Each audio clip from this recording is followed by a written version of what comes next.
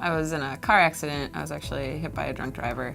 He took me to the emergency room. I had an emergency splenectomy. So I lost my spleen and got pretty banged up, and that was what brought me to Steve. Every time I talked to him, he told me exactly what he was doing, what was going on, sort of where we stood, what the timeline looked like at that time. It was just really easy to sort of just put it all into his hands, and I showed up here when he needed me to sign paperwork, but they really did a good job of just being very trustworthy, and I really didn't have anything to worry about. Just as a friend, he's been there since the accident. My dad had passed during the middle of the timeline, and it was really nice to have him to go to for advice, things that I typically would have asked my dad. So I mean, it was a pretty stressful time for me, and it was really great to have Steve as a friend.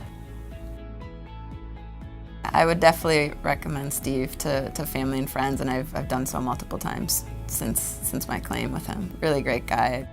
I bump into him at basketball games and in different sporting events, and just really easy to talk to. Fun guy to be around.